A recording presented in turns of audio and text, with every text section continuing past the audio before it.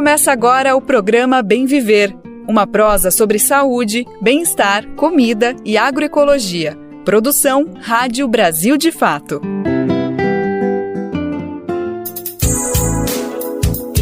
E hoje é quinta-feira, dia 16 de janeiro de 2025. Quem tá chegando por aqui é mais uma edição inédita e fresquinha do Bem Viver, uma produção do Brasil de Fato. Você sabe muito bem, por aqui a gente tem o compromisso de pôr em pauta todos os assuntos relevantes para a gente pensar uma sociedade mais justa, igualitária, rumo ao bem viver para toda a nação.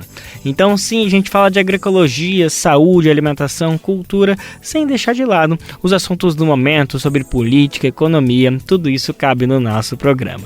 Bom, meu nome é Lucas Weber, eu tô contigo nessa boa prosa que tá começando agora. Se liga nos destaques que a gente preparou para a edição de hoje.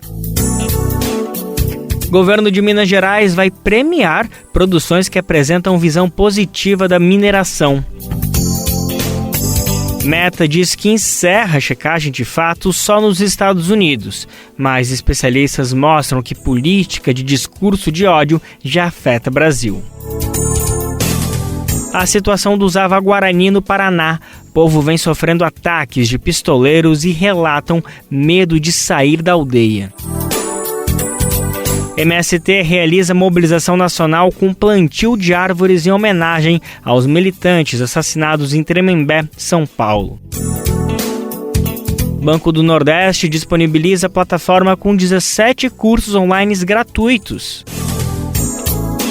Centenário de Elizabeth Teixeira será realizado no dia 13 ao dia 15 de fevereiro em Sapé, na Paraíba. Esses são alguns, mas são vários os destaques do programa de hoje. Bora lá, que ele só está começando. E a gente abre o programa de hoje destacando um edital que foi aberto para se contar histórias sobre a mineração em Minas Gerais. Até aí tudo bem, né? Essa atividade secular tem mesmo muita coisa que pode virar conteúdo informativo. Por exemplo, quais são as histórias logo que vem à sua cabeça quando a gente fala sobre o assunto? Mas, gente, não é por aí. Pasmem, porque o documento em questão cortaria um bocado de ideia importante e urgente por aí. Ele prevê que sejam contadas apenas narrativas em tom positivo. O edital é para a região do Vale do Jequitinhonha e, nas palavras dele, deve contar histórias de transformação no local. A iniciativa é do governo estadual de Romeu Zema e deve premiar jornalistas e produtores de conteúdo. Esse direcionamento, óbvio, rendeu críticas. Comunidades locais, especialistas e movimentos populares reagiram e lembraram justamente temas não previstos no edital. São questões como os danos ao meio ambiente, à saúde, à vida de quem habita esses territórios. A gente vai entender mais sobre esse prêmio com meu xará Lucas Wilker, direto de Minas Gerais. O governo de Romeu Zema, do Partido Novo, lançou em 2024 um edital para jornalistas e produtores de conteúdo chamado Riqueza dos Vales. O edital vai premiar profissionais que contarem histórias sobre os efeitos transformadores dos programas implantados na região do Vale do Jequitinhonha, chamado pela gestão de Vale do Lítio. No entanto, a iniciativa tem recebido críticas de especialistas e movimentos populares por querer apresentar apenas uma visão positiva de projetos do próprio governo, ignorando os impactos sobre comunidades da região. A jornalista e professora da UFMG, Ângela Carrato, é uma das críticas à proposta. Na verdade, o que o governo Zema está querendo, com esse edital, é amordaçar a imprensa, principalmente a imprensa mineira, que é onde que ele disputa, onde que tem a base eleitoral dele, digamos assim, é aqui. Então, ele não quer crítica, ele não quer nenhuma confronto com a realidade, ele quer só elogios para o trabalho dele em relação ao Vale do Lítio, Em 2023, o governo estadual lançou o projeto Vale do Lítio, que tem o objetivo de atrair investimentos para a região do Jequitinhonha, composta por 14 cidades.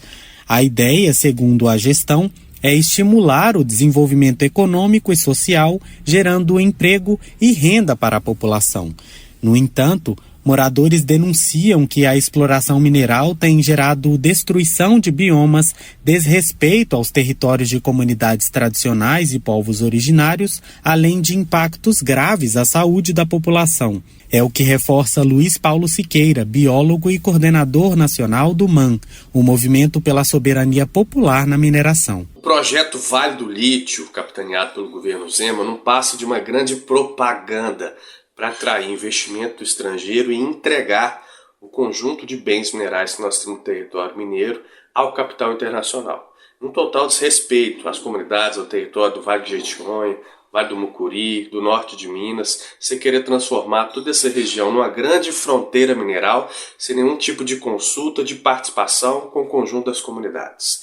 E é um projeto que aprofunda uma lógica de subdesenvolvimento para o estado de Minas Gerais, ampliando uma economia primária, exportadora, baseada na exportação de commodities. Por exemplo, o lítio. Não há nenhuma perspectiva de beneficiamento, de industrialização desse mineral no território, somente destinado à exportação.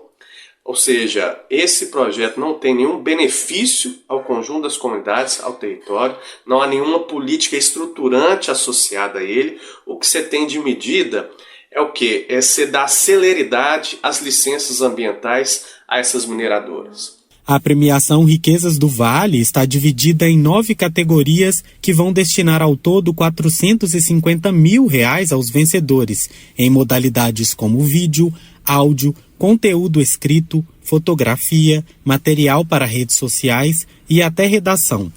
Na opinião de Ângela Carrato, o projeto usa o prestígio de uma premiação e a possibilidade de arrecadação em dinheiro para estimular produções menos críticas em relação à situação do Vale do Jequitinhonha. A coisa funciona também como, não pautando matérias críticas.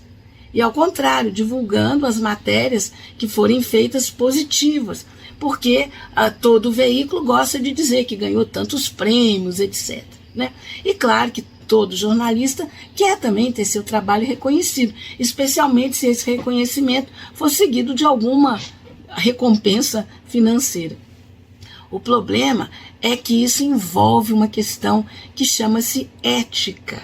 Da Rádio Brasil de Fato, em Minas Gerais, repórter Lucas Wilker. Contar apenas histórias positivas da mineração é algo que o marketing dessas empresas pode e fazem, inclusive, Isso reforça uma das críticas ao setor, que ele sempre internaliza os lucros e externaliza os prejuízos. Esse cenário é inseparável do poder de comunicação, dos imaginários e das narrativas. Por isso, antes de mais nada, defender a verdade é também medir uma balança de justiça, de não fechar os olhos para o lado de quem pesa nos privilégios e enxergar melhor quem tem seus direitos negados. E agora a gente vai trazer uma atualização do anúncio recente feito pelo dono da Meta sobre a tal da checagem de fatos pela empresa. Esse assunto está dando o que falar e realmente é grave, gente. É que Mark Zuckerberg disse, lá no dia 7 de janeiro, que não vai utilizar mais especialistas para verificar fake news nas redes sociais que ele administra. A declaração repercutiu no mundo e aqui no Brasil não foi diferente. A Advocacia Geral da União cobrou uma explicação sobre o assunto e ela foi dada recentemente em contexto global. A Meta diz que vai encerrar a checagem de fatos somente nos Estados Unidos. Apesar disso, o anúncio do dia 7 de janeiro já sim afetou o Brasil. A gente vai entender como com Douglas Matos. O fim do serviço de checagem de fatos da Meta, a companhia que controla o Facebook, o Instagram e o WhatsApp, não será encerrada fora dos Estados Unidos neste momento. A afirmação partiu da própria empresa em resposta aos questionamentos da AGU, a Advocacia Geral da União do Brasil, nesta terça-feira, dia 14. A mensagem foi uma resposta a um pedido extrajudicial feito em 10 de janeiro pelo governo sobre o fim do programa da Meta de verificação de conteúdo em redes sociais, anunciado pelo dono da empresa de tecnologia, Mark Zuckerberg, em 7 de janeiro. A mudança segue a agenda do governo do presidente eleito dos Estados Unidos, Donald Trump, que assume a Casa Branca no próximo dia 20 de janeiro, e defende a desregulamentação do ambiente digital, além de ser contrário à política de checagem de fatos. Desde 2016, a Meta oferece no Facebook e Instagram um serviço de checagem de fatos que é realizado por jornalistas e especialistas em cerca de 115 países, que apura se informações que circulavam nas redes eram verdadeiras ou falsas e oferecia a contextualização aos usuários. Com o fim da checagem de fatos nos Estados Unidos, a empresa passou a adotar a política de notas da comunidade. Com isso, apenas usuários previamente cadastrados podem contestar alguma informação que circula nas plataformas. De São Paulo, da Rádio Brasil de Fato, com informações da agência de notícias AFP e Agência Brasil. Locução, Douglas Matos. Mesmo que retrocesso seja apenas nos Estados Unidos, ficam dúvidas de como isso pode reverberar para o mundo inteiro. Será que as fake news de um país tão influente trazem impactos apenas para o território deles? Podemos deduzir que não, né, gente? Falando nelas, nas fake news, olha só, gente. O ministro da Fazenda, Fernando Haddad, afirmou ontem, quarta-feira, que o governo vai revogar a normativa da Receita Federal que trata de dados do Pix. O documento gerou uma onda de fake news sobre a cobrança de impostos, sobre transferências de recursos, o que nunca estava previsto nesse edital publicado pelo governo. O secretário da Receita Federal, Robson Barreirinhas, destacou que os responsáveis pela disseminação de informações falsas serão investigados pelo órgão, com a Advocacia Geral da União e pela Polícia Federal também. Barreirinhas justificou que a distorção da normativa virou arma na mão de criminosos, que viram na desinformação uma oportunidade para dar golpes. A normativa foi publicada ainda em setembro, mas começou a valer agora, dia 1º de janeiro deste ano. Bom, antes dela, bancos precisavam informar a Receita dados que clientes faziam transferências com soma acima de R$2.000 para pessoas físicas e de R$6.000 para pessoas jurídicas, por mês isso. A nova regra elevou o valor para R$5.000 para pessoas físicas e R$15.000 para pessoas jurídicas, mas não tratou, nunca falou sobre tributação do Pix.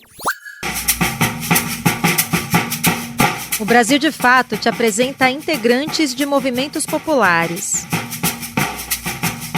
Olá a todos, eu me chamo Hugo Funiô, sou indígena pertencente ao povo Funiô, que reside aqui no município de Águas Belas. E então eu sou também um dos idealizadores do Coletivo Funiô de Cinema. E o objetivo do Coletivo Funiô de Cinema é trazer esses aspectos culturais do nosso povo e eles serem registrados e da mesma forma salvaguardar essa cultura tão rica. Também a gente também coloca no ponto principal a questão linguística do nosso povo. Sabe-se que a língua Iatê do nosso povo está em iminente risco de extinção. Então a gente está mantendo esses trabalhos aqui na comunidade, dando oportunidade às gerações que vêm lá na frente, nesse sentido, para que a cultura ela se mantenha dentro desses aspectos próximos às tecnologias. Então é isso que a gente vem mantendo dentro dos nossos conceitos relacionados com o registro audiovisual, com o cinema indígena. Mas o cinema indígena vai mais além do que isso, que o cinema indígena também é uma ferramenta de luta, uma ferramenta que fortalece as identidades culturais de um povo. Ela virou uma mulher.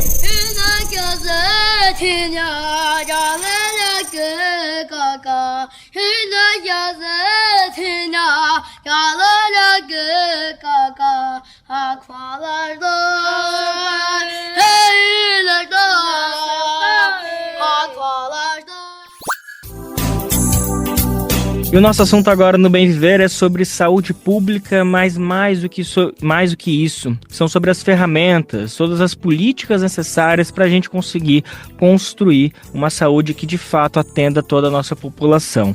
A gente vai falar isso a partir de um estudo que foi publicado inclusive numa revista científica internacional recentemente, chamada PLOS Medicine, e é importante a gente ressaltar desde já que esse estudo foi conduzido pela Fiocruz, especificamente a Fiocruz Bahia, por meio do Centro de Integração de Dados e Conhecimentos da Saúde, o SIDAX. Bom, esse estudo mostra que o Bolsa Família, esse programa tão popular no Brasil, que existe há mais de 20 anos, é capaz de reduzir a mortalidade de pacientes, principalmente quando o tema é transtornos mentais. Só para a gente ter uma ideia, um resumo, os pesquisadores e as pesquisadoras compararam um grupo de pessoas que recebeu o benefício Bolsa Família após uma hospitalização por conta de de transtorno mental com um grupo que não recebeu.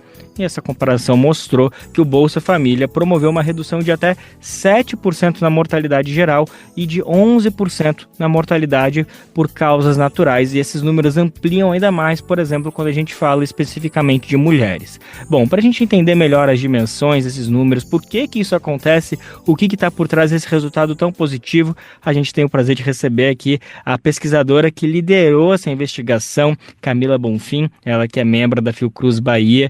Desde já, Camila, obrigado pela disponibilidade para atender a gente. Estamos muito felizes de falar de um estudo tão positivo, que fala tão bem de políticas públicas que acontecem, que a gente precisa defender.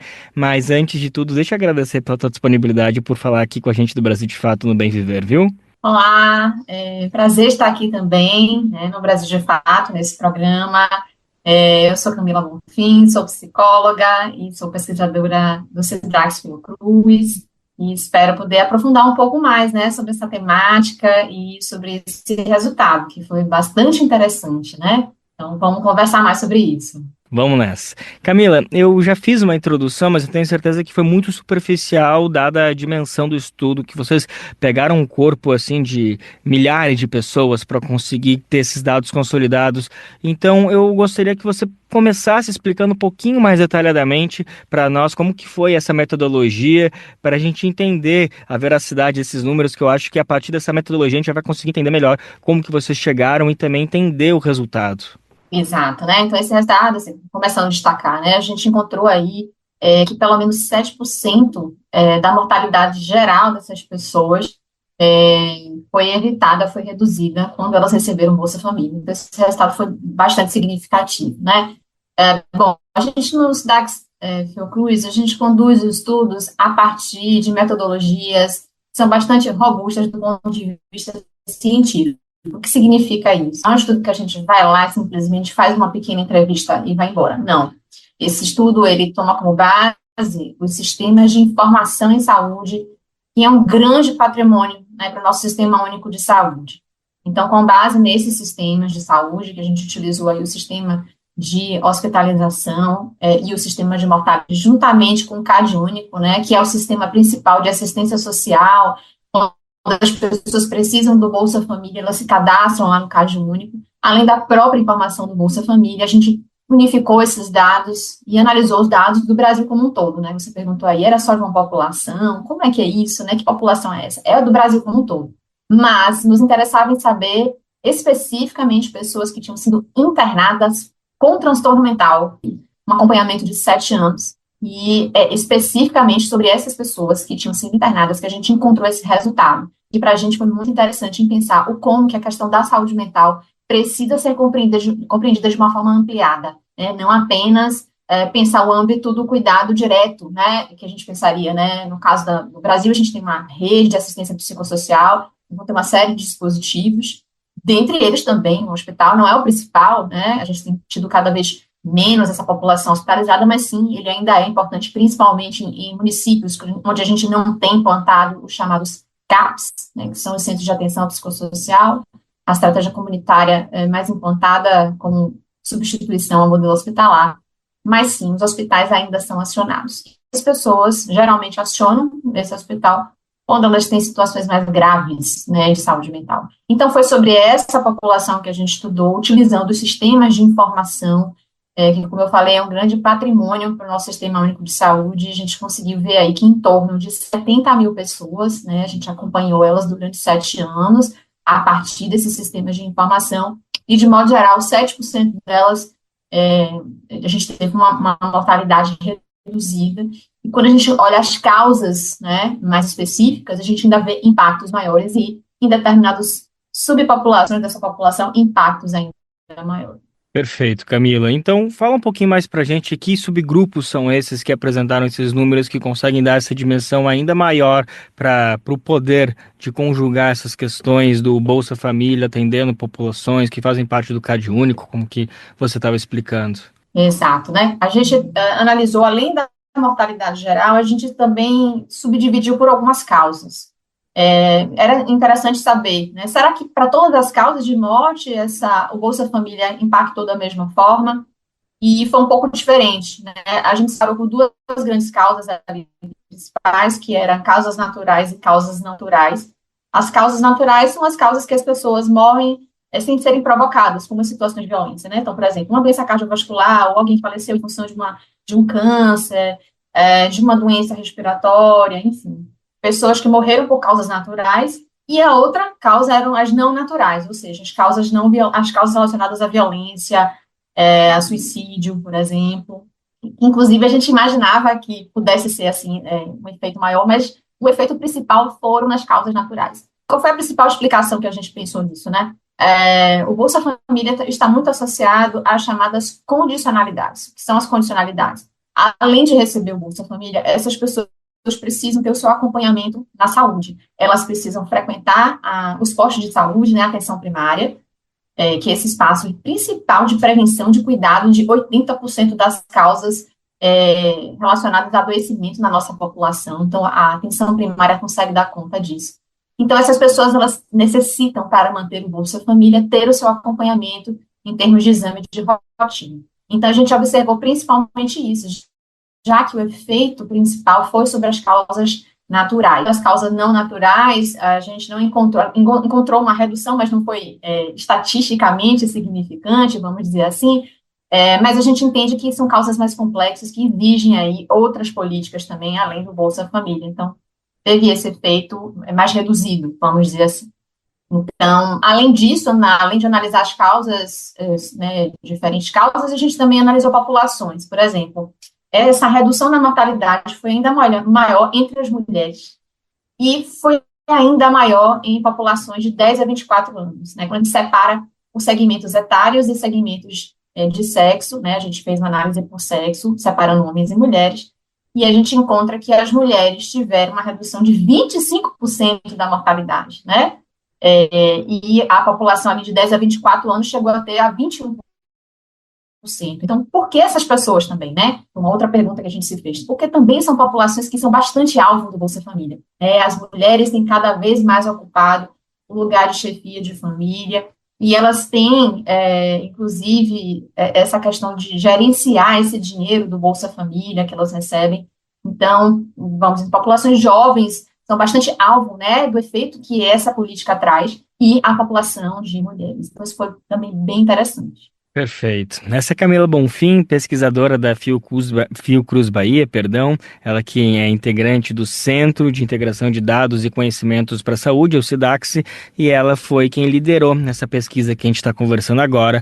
Bolsa Família reduz mortalidade de pacientes com transtornos mentais. O estudo foi publicado recentemente numa revista internacional de medicina, Plus Medicine, e ela estava explicando melhor para a gente como eles chegaram a esses dados, as surpresas que os próprios pesquisadoras tiveram com esses resultados que mostram como essa política pública, o Bolsa Família, é sim capaz também de ajudar, auxiliar pacientes que têm transtornos mentais.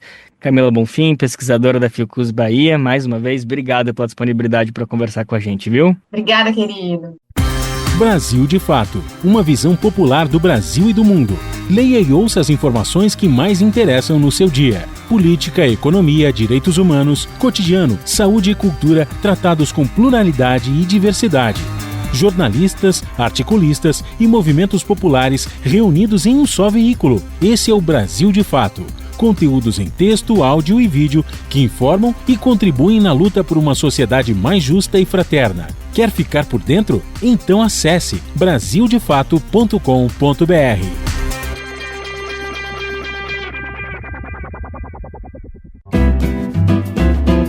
Programa Bem Viver. Gente, e o papo agora é sobre um feito do MST dessa semana. O Movimento dos Trabalhadores Rurais Sem Terra deve realizar 2 importantes mobilizações até o próximo sábado. Os atos são em memória às vítimas do massacre no assentamento Olga Benário, em Tremembé, São Paulo. Serão homenageados Valdir Nascimento e Gleison Barbosa, que foram assassinados a tiros no último dia 10. Então amanhã, sexta-feira, dia 17, será realizada uma mobilização nacional. Nela, o movimento convida militantes e aliados a plantar 2 árvores. O gesto pode ser realizado em qualquer lugar do Brasil, simbolizando o apoio à luta do MST e a solidariedade às vítimas do ataque. Em nota, o movimento destaca que a ação busca denunciar a violência no campo e defender a vida e os territórios da reforma agrária. O assentamento Algo Abenário, segundo o movimento, tem se consolidado como um exemplo na produção de alimentos saudáveis. Além disso, o MST destaca no local a referência da preservação da Mata Atlântica, um dos biomas mais devastados pelo agronegócio. Outra mobilização está marcada para o sábado, dia 18. Nesta, a militância do movimento vai realizar o ato chamado Por Reforma Agrária, Vida e Justiça. O evento será na Praça Geraldo Costa, no Centro de Eventos de Tremembé, das 9 da manhã até o meio-dia. Valdir e Gleison eram conhecidos pelo trabalho na conservação do território e coleta de sementes. Eles contribuíram para a produção de alimentos na região. Plantar árvores, de acordo com a MST, é uma forma de manter viva a memória dos militantes. O massacre ocorreu na noite de sexta-feira, dia 10, quando criminosos invadiram o assentamento com 10 carros e 5 motos. Homens armados dispararam contra 15 militantes reunidos em um espaço comunitário. Valdir e Gleison morreram no local. 6 pessoas ficaram feridas, uma delas em estado grave, após ser submetida a uma cirurgia para retirada dos estilhaços de projéteis na cabeça. Bom, esse é um assunto que o Brasil de Fato como um todo está acompanhando. Inclusive a gente está com uma nova matéria no nosso site que vai ser repercutida aqui também no Bem Viver, sem dúvida alguma. Gente, outro assunto aqui, para você que acompanha o Bem Viver por aqui no rádio, saiba que também pode receber as principais notícias diretamente no seu e-mail. É simples, basta se cadastrar na nossa página e escolher as categorias de notícias que mais te interessam. Assim você fica por dentro dos principais acontecimentos do Brasil e do mundo. Além disso, confere análises aprofundadas com uma visão popular do nosso dia a dia. É só acessar brasildefato.com.br/boletim. Se liga na dica de saúde do Brasil de Fato para você.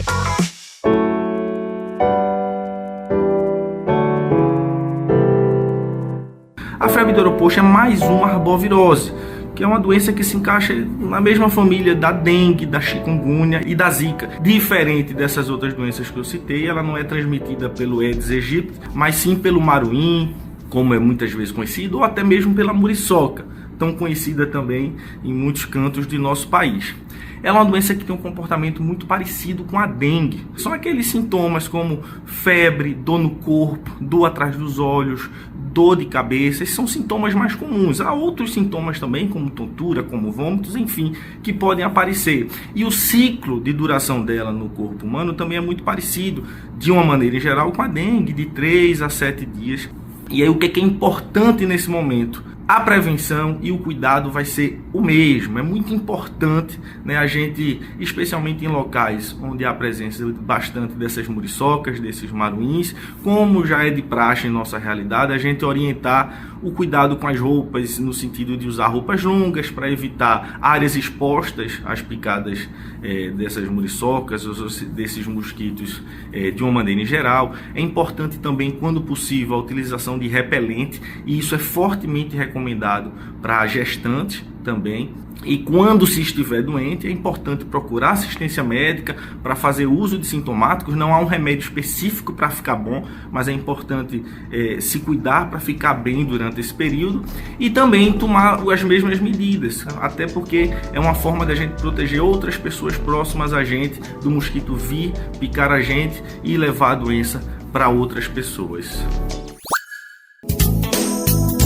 E agora no Bem Viver a gente vai para o oeste do Paraná, mais especificamente para a cidade de Guaíra, no território Ive e Ocaju, falar com Wilson Soares Caraí, ele que é uma das lideranças do povo Aba Guarani, que vem sendo vítima de ataques brutais nesse início do ano. Foram mais de 4 ataques com armas de fogo, ferindo, enfim, uma situação extremamente alarmante, que não é de hoje, mas nesses primeiros dias de 2025 vem se tornando algo completamente inadmissível. Bom, antes de tudo, Wilson, obrigado pela disponibilidade para atender a gente aqui do Brasil de Fato, do Bem Viver. Bom, para começar, Wilson, pode atualizar para a gente qual que é é a situação? A gente viu que até o início de janeiro, ali, a primeira semana, foram mais de 4 ataques. Esses ataques, de alguma maneira, eles cessaram? Podemos dizer que está numa situação mais tranquila agora? Bom, a gente pode dizer que eles cessaram. Não houve o aumento do efetivo da Força Nacional, o monitoramento também pela Força Nacional se intensificou também, algumas polícias, né, a Polícia Militar também prestando apoio para a Força Nacional. Então a gente pode dizer que a situação está um pouco mais controlada, na verdade. A situação se mantém num certo controle, mas ao mesmo tempo a gente não fala que está tranquilo, né, porque todos esses ataques, né, foi tudo muito traumático, né, então essas feridas, essas cicatrizes que carregam hoje nossos parentes que foram feridos por arma de fogo, também é uma cicatriz que fica no psicológico da gente, né, das outras comunidades, das crianças que presenciaram, né, esses atos tão trágicos, né, então isso fica na mente das pessoas, né, então hoje, por mais que pareça tranquilo, por mais que pareça que está tudo quieto, né, as famílias não dormem durante a noite, né, os Tiondaro ficam monitorando as divisas da aldeia, né, comunicando qualquer movimento que acontece nas divisas, né, carro suspeito, pessoa suspeita, então todo mundo fica nesse alerta, fica todo mundo monitorando, né. As mães que ficam em casa também não conseguem dormir, né, ficam preocupadas com os Tiondaro que estão fazendo ali o monitoramento da aldeia, e preocupado também porque todos esses ataques que aconteceram, na verdade, foram ataques planejados e esses ataques aconteceram assim de surpresa, porque enquanto a Força Nacional virou as costas por um minuto, o ataque aconteceu. E por outro lado, enquanto a Força Nacional estava em um canto, a aldeia foi atacada por outro canto. E quando a gente estava cuidando desse outro canto, o ataque aconteceu dentro da aldeia, né? Então esses ataques eles foram planejados, foram provavelmente pessoas muito bem treinadas, então isso fica esse trauma na cabeça das pessoas, das crianças. As crianças também não conseguem dormir, porque eles também ficam perguntando se os brancos vão atirar de novo, se os brancos vão entrar de novo. Então essas marcas que ficam na cabeça da gente, além das cicatrizes que estão nos parentes. E a nossa aldeia ela já vem sendo atacada desde o final de 2023. Até hoje a gente já tem 12 pessoas que foram feridas por arma de fogo, com cicatrizes, com chumbo no corpo. Então tudo isso ele vem se acumulando aí ao longo dos tempos e sempre chega um momento assim que parece que as coisas saem do controle, né? A gente fala que a presença da Força Nacional ele traz um certo controle, mas dessa vez as coisas saíram do controle mesmo com a presença da Força Nacional.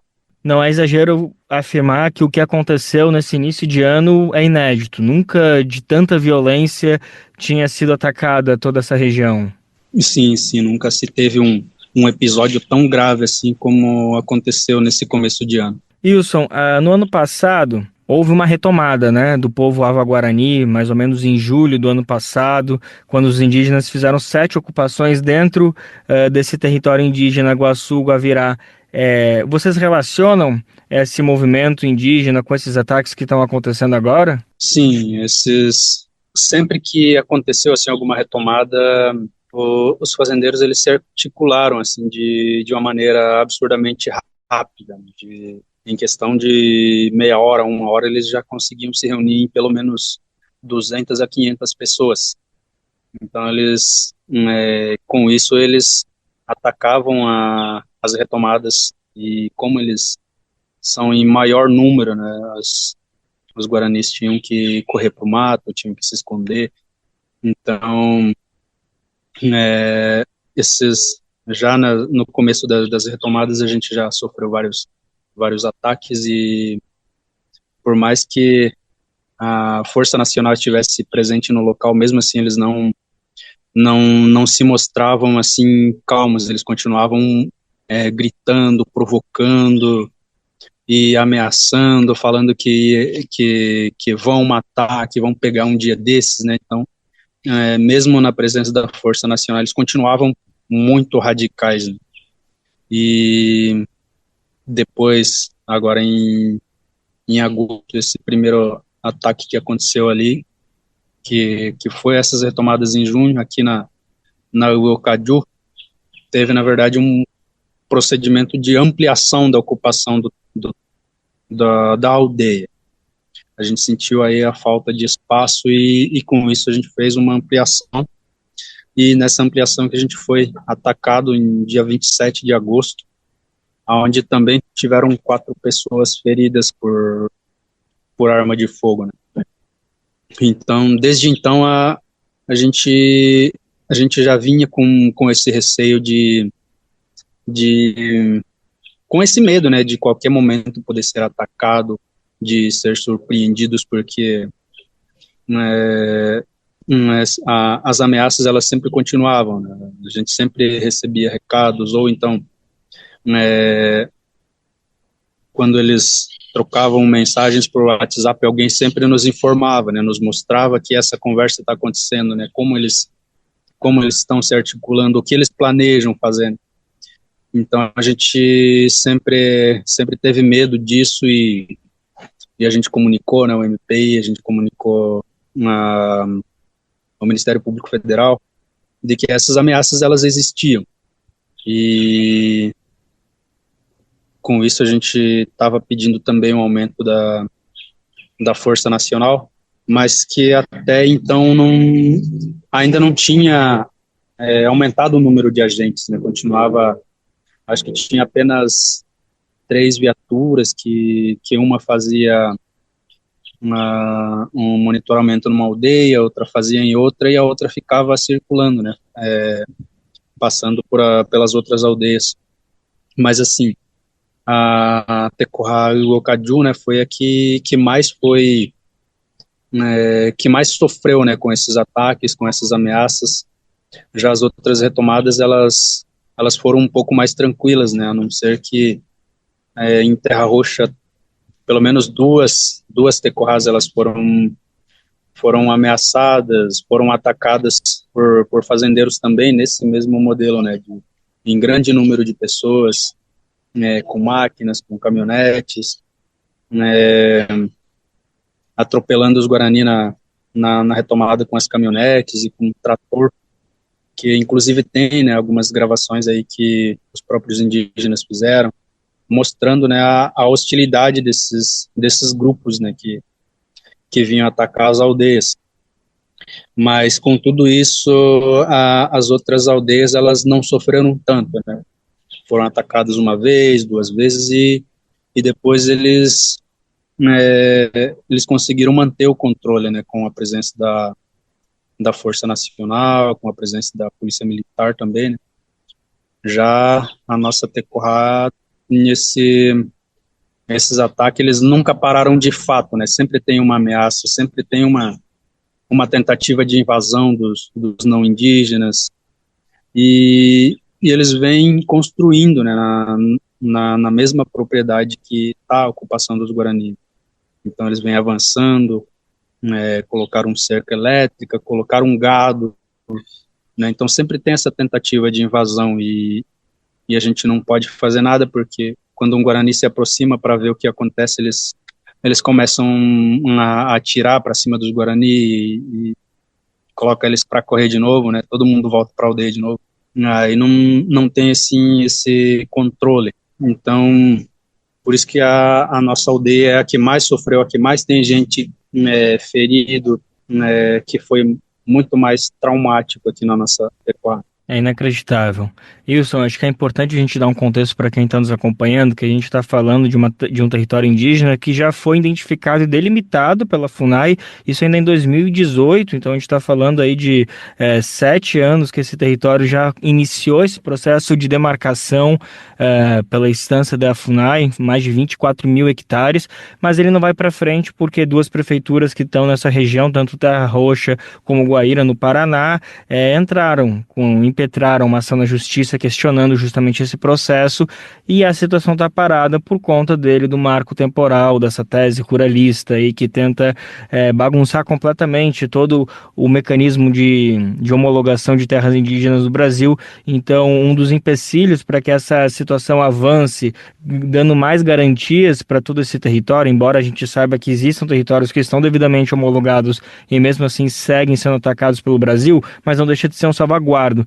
E mesmo com mas essa situação não consegue avançar justamente por conta do marco temporal. Vocês são vítimas desse marco temporal que segue ainda rondando o Brasil, né, Wilson? Sim, a aprovação do marco temporal lá no Congresso, ele trouxe impactos gravíssimos, né, para as nossas comunidades, e inclusive foi o que fortaleceu, né, a organização dos fazendeiros para que esses ataques armados eles acontecessem, né, essas ameaças, porque sempre que eles estão falando, né, ou a rádio local fala, eles sempre destacam essa tese do marco temporal. Eles falam: o marco temporal está aí, tá em vigor, tá vigente, tem que fazer acontecer, tem que tirar os paraguaios dessas terras, tem que mandar essa bugrada embora, né? Então tem todo esse discurso da própria rádio local, que faz o programa Submundo do Crime, né? Ele sempre tem falado, né, nesses discursos, que nós somos paraguaios, que a gente está quebrando a soberania do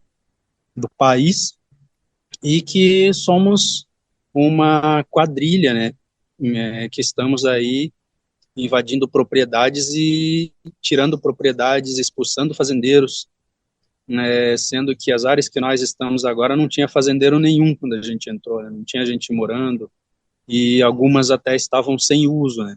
E outra coisa que ele fala também é no modo de colocar ideias para os fazendeiros, né, o que eles têm que fazer. Então, os primeiros ataques que aconteceram foi uma ideia que ele colocou, né? Ele falou que não pode chamar a polícia, tem que levar, né, 2 pá carregadeiras, que tem que pegar essa máquina, empurrar o que tiver na frente, barraco, veículo, gente, o que tiver na frente, né? E foi exatamente isso que aconteceu, né, em dezembro de 2023. Né? Então, desde esse dia, né, todos os dias ele vem falando que tem pessoas daqui da comunidade que está trazendo pessoas lá do Paraguai, regularizando documento para que eles possam invadir terras aqui no Brasil. E ele culpa muito a FUNAI, e ele culpa também uma liderança daqui da aldeia. Ele fala abertamente que essa liderança está trazendo pessoas do Paraguai para que possam invadir terras. Então ele fala o nome, ele fala onde mora, então ele faz toda essa exposição, assim. Então ele consegue fazer com que a sociedade inteira, né, fique contra os Guarani. Tanto é que aqui no município a gente não tem liberdade de sair na rua. Tem muitas tentativas de atropelamento, né? Tem pessoas que apontam arma para nossa cara quando a gente sai na rua, né? Então, aqui é uma situação bastante caótica, né? O que a gente está vivendo hoje é uma calamidade. Então, acho que tudo isso ele tem também por trás disso um discurso público de que nós, enquanto guaranis, estamos atrapalhando grandes projetos aí do município, que eles citam abertamente como exemplo a Ferroeste, né, a duplicação da BR, na construção de um parque industrial. Então, eles falam que a nossa presença está atrapalhando esses projetos, né? Então, eles falam que porque agora veio também, né, a Itaipu, agora tem essa ideia de aquisição de terras. Então, o prefeito, ele fala, se for comprar uma terra, se for regularizar ou se for demarcar, que seja fora dos perímetros de Guaíra, né? Então, o município não aceita a nossa presença. A sociedade não aceita a nossa presença. É inacreditável. A gente está falando com o Wilson Soares, liderança do povo Ava-Guarani, ele que está falando com a gente diretamente do território Tecorá e Iviocaju, um dos territórios mais afetados, que nesses primeiros dias de janeiro foram mais de 4 ataques, com crianças feridas, pessoas internadas, uma situação absolutamente inacreditável, inaceitável.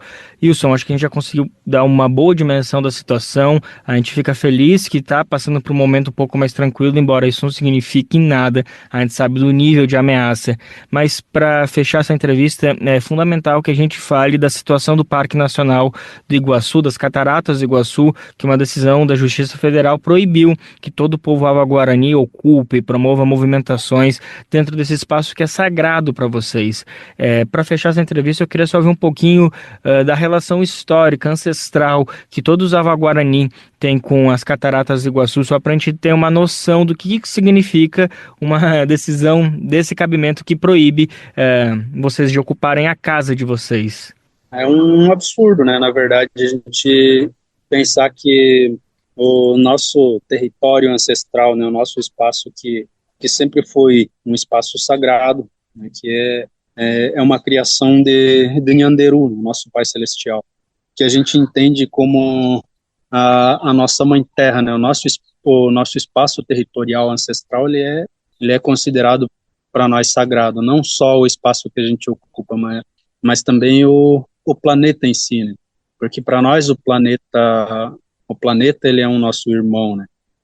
A Terra é a nossa mãe, a gente chama a Terra de Mãe Terra porque é dela que a gente nasceu e é sobre ela, é dela que a gente vive, é dela que a gente tira o nosso sustento e é por ela que a gente vai ser acolhido quando a gente tombar, né?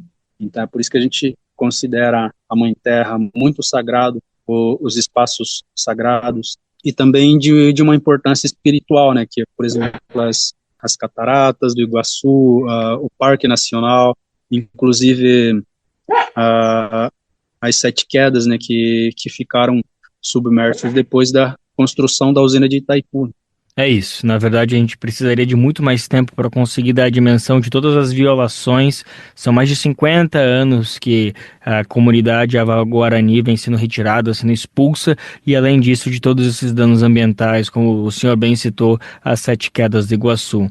Wilson, muito obrigado mais uma vez pela disponibilidade de conversar com a gente segue atento, com certeza a gente vai voltar a falar, né, que o Brasil de Fato está super atento a tudo que está acontecendo, enfim, toda a nossa solidariedade por toda essa violência, e a gente segue em contato. Mais uma vez, obrigado pela disponibilidade. Wilson Soares, liderança Ava-Guarani, falou com a gente diretamente desse território que vem sendo invadido, ameaçado com armas de fogo por diversos pistoleiros não indígenas.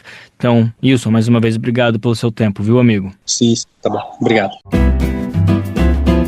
Você está ouvindo o programa Bem Viver, uma prosa sobre saúde, bem-estar, comida e agroecologia.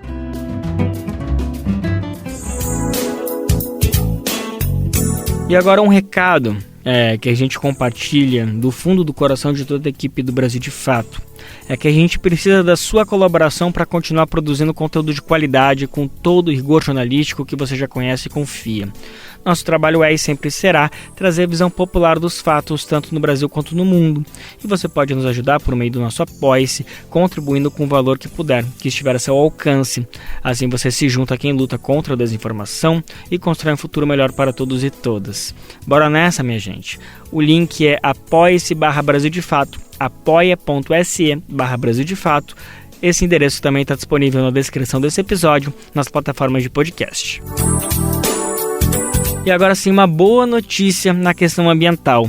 Os rios amazônicos mostraram uma recuperação após anos de seca extrema. A reportagem é de Victor Litaif, da Rede Rádio Encontros às Águas, para a Rádio Nacional. Com a chegada do período de chuvas, rios da bacia do Amazonas começam a se recuperar após 2 anos consecutivos de seca severa. O Rio Negro, que banha a capital Manaus, alcança a marca de 20 metros e 68 centímetros de acordo com o porto da cidade, subindo de maneira consistente e estando com níveis dentro do esperado para a época. Isso se deve às chuvas que têm contribuído para a recuperação do Negro, como explica a pesquisadora superintendente do Serviço Geológico do Brasil, SGB, Jussara Cury. Ela também destaca que no final de dezembro as chuvas estavam acima do esperado, contribuindo com a recuperação. Faz parte desse processo de início de enchente, essa consolidação e regularidade das subidas. E também da questão da contribuição da precipitação, ter sido nessas últimas semanas dentro do normal para essa época agora de início de cheia. Por exemplo, no final de dezembro estava acima do esperado para o período ali nas cabeceiras. Agora está mais próximo do esperado, do que considera normal e esse índice de chuva. O boletim do SGB, divulgado nesta terça-feira, informou que a cheia em outros rios da região, como o Rio Amazonas, apresentou discreta redução das variações diárias no processo de enchente. Já o Rio Solimões está em processo de enchente, registrando boas elevações diárias em Tabatinga, Fonte Boa, Itapéua e Manacapuru. As estações monitoradas apresentam níveis dentro do esperado para o período. Apesar do otimismo em relação à cheia do Rio Negro, por exemplo, se comparado com o mesmo período em anos de seca em sua normalidade, ainda está aproximadamente 2 metros abaixo do ideal. Segundo o SGB, a previsão de recuperação da bacia poderá ser mais completa com a chegada do fenômeno Laninha. Porém, de acordo com Jussara Cury, o fenômeno ainda não pode ser confirmado na região. As chuvas estão dentro do previsto. Em relação à chegada do Laninha, que foi anunciada, então o que a gente pode prever para os próximos meses? Então, as chuvas que estão ocorrendo nesse momento na bacia do Amazonas, ainda são consideradas as chuvas previstas para esse período de enchente. Então, mas o que foi anunciado? Que com Laninha temos uma concentração maior de chuvas sendo formadas ali no Pacífico e que tende a influenciar a região de cabeceira. Mas assim, essa previsão ainda não aconteceu agora no início de janeiro. A pesquisadora destaca que as chuvas mais intensas poderão ocorrer na segunda quinzena deste mês. É provável que essa chuva em maior quantidade ocorra para a segunda quinzena ou até mesmo final do mês de janeiro, início de fevereiro. O estado do Amazonas enfrentou 2 anos consecutivos de seca extrema. Para 2025, segundo o SGB, o inverno amazônico trouxe um cenário de recuperação. Porém, ainda é necessário aguardar a quantidade de chuvas para o período, que vai definir se a região passará por mais um ano de seca extrema. Da Rede de Rádio Encontro das Águas, Victor Itaif, para a Rádio Nacional. A gente torce por essa recuperação plena dos cursos da água e pelo equilíbrio ambiental no território. E agora, um recadinho que deixa muita gente orgulhosa, Brasil afora, principalmente nós do Brasil de Fato. É que o Bem Viver faz parte de uma rede incrível de parceiras que retransmitem o nosso programa por todo o país. Bom, a gente aproveita para mandar um abraço para todo mundo que faz essa articulação acontecer. São quase 500 emissoras espalhadas pelo país que recebem e compartilham nossas edições diárias. E a boa notícia é que essa rede pode crescer ainda mais. Se você faz parte de uma rádio e quer se juntar a essa parceria, é só acessar o nosso site radiobrasildefato.com.br e clicar em como ser uma rádio parceira, que tem o caminho tutorial para você entrar junto com a gente nessa. Gente, o Banco do Nordeste está disponibilizando uma plataforma com 17 cursos online gratuitos. Olha só que maravilha. Há cursos de português, matemática, finanças pessoais, negócios e desenvolvimento territorial. Douglas Matos volta aqui no programa para explicar para a gente. O Banco do Nordeste do Brasil, BNB, lançou a plataforma de educação corporativa, que disponibiliza 17 cursos gratuitos e 100% online. A ideia é que todos contribuam para a formação de clientes, parceiros e fornecedores, mas estão disponíveis para todos que tiverem interesse. Para isso, basta realizar um cadastro na plataforma. Todos os cursos oferecem certificados, obtidos a partir de uma validação após a conclusão do mesmo. Os cursos passam por língua portuguesa básica e matemática, finanças pessoais, educação financeira, gestão de finanças e autorregulação bancária, negócios, planejamento empresarial, negociação em vendas, prevenção à violência no trabalho, gestão ambiental e sustentabilidade, o desenvolvimento econômico e territorial, como microfinança urbana e economia circular, e até um programa de desenvolvimento de conselheiros de empresas estatais. O link para a plataforma de cursos está disponível no site do Brasil de Fato, na versão online dessa reportagem. Da Rádio Brasil de Fato, com informações da redação em Pernambuco. Locução, Douglas Matos. Confirmando o endereço da plataforma bnb.gov.br/Universidade de Banco do Nordeste. Maravilha, então, gente. Repetindo aqui o endereço, é bnb.gov.br/Universidade Banco do Nordeste. Então é bnb.gov.br/Universidade Banco do Nordeste. Gente, no próximo mês será realizado o Festival da Memória Camponesa Centenário de Elizabeth Teixeira. O evento vai acontecer entre os dias 13 e 15 de fevereiro em Sapé, no interior da Paraíba. O Memorial das Ligas e Lutas Camponesas será palco do Festival da Memória Camponesa, com marcha, exposição e feira. Douglas Matos, mais uma vez aqui no programa para explicar pra gente. Porque eu tinha medo, eu sofri muito. Eu acho que vocês são testemunha, né? Eu sofri demais. A perseguição era grande. Os caras tiveram muita vontade de me exterminar. O depoimento que você acabou de ouvir é de Elizabeth Teixeira, num documentário Cabra Marcado para Morrer, de 1984, do diretor Eduardo Coutinho. O filme retrata a trajetória dela como a primeira mulher a liderar uma liga camponesa, mas também aborda suas angústias pessoais, em meio às perseguições sofridas e ao assassinato do marido, João Pedro Teixeira, seguido pelo suicídio da filha. A história de Elizabeth será celebrada no Festival da Memória Camponesa a partir do dia 13 de fevereiro, data em que Elizabeth, uma memória viva na luta pela reforma agrária no país, completa 100 anos. O evento terá duração de 3 dias, encerrando em 15 de fevereiro em Sapé, na Paraíba, município onde ela nasceu, na comunidade de Antas do Sono. Elizabeth enfrentou desde cedo as expectativas impostas pelo pai, que desejava ter um homem como primogênito. Ainda jovem, demonstrava inconformismo com as injustiças praticadas pelos grandes proprietários de terras contra famílias camponesas.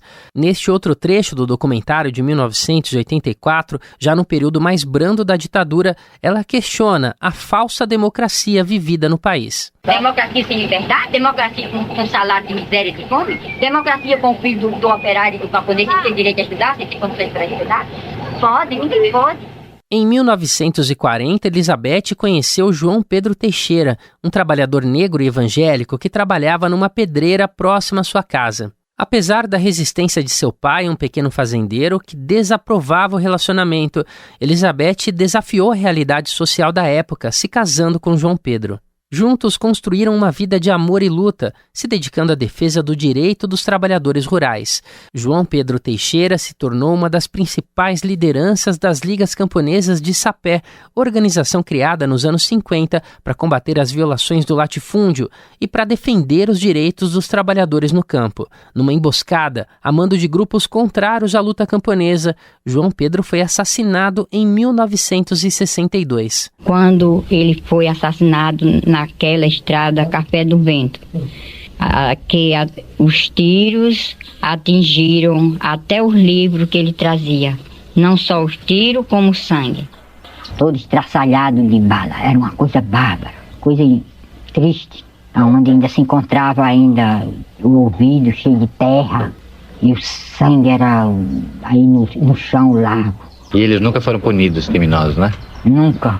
No leito de morte do marido, Elizabeth prometeu continuar a luta, assumindo o papel de liderança nas ligas camponesas. No entanto, com o golpe militar de 1964, ela foi perseguida, obrigada a viver clandestinamente por 17 anos.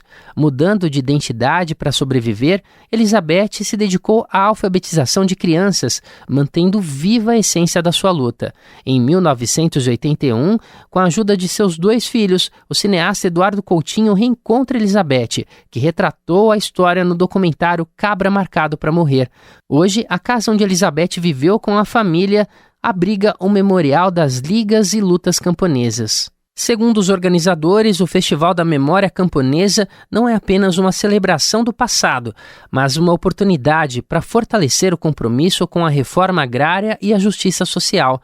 O evento é visto também como uma oportunidade de se reafirmar os valores da resistência e da dignidade da classe trabalhadora no campo. da Rádio Brasil de Fato, com informações da redação em João Pessoa, na Paraíba. Locução, Douglas Matos. Já adiantando que esse é um evento que o Brasil de Fato e o Bem Viver vão sim estar acompanhando bem de perto, então pode ter certeza que daqui a pouco tem novidades. E assim, a edição do Bem Viver de hoje fica por aqui. A gente está de volta amanhã, sexta-feira, para fechar mais uma semana juntos. Lembrando que a partir das 11 horas da manhã você confere o nosso programa para o mundo inteiro nos ouvir pela radiobrasildefato.com.br via internet. Logo depois, a RBA, a Rádio Brasil Atual 98,9 FM, transmite o programa aqui na Grande São Paulo. O Bem Viver vai ao ar em diversas rádios pelo país e a lista completa de emissoras que retransmitem o nosso programa você encontra no nosso site, na matéria de divulgação diária do programa. Aqui a gente aproveita para agradecer esses veículos por estarem com a gente. O Bem Viver também fica disponível com podcast no Spotify, Deezer, iTunes e Google Podcast. A apresentação deste programa foi de Lucas Weber, roteiro de Daniel Lamir, que está na edição e produção ao lado de Douglas Matos. Trabalhos técnicos de Lua Gattinoni, Edson Oliveira e André Paroche. Coordenação de Rádio e TV Moniz Ravena, diretora de programas de áudio Camila Salmásio, direção executiva Nina Fidelis, apoio toda a equipe de jornalismo do Brasil de Fato. Até amanhã, gente. Tchau, tchau. Você ouviu o programa Bem Viver, uma prosa sobre saúde, bem-estar, comida e agroecologia. Produção Rádio Brasil de Fato.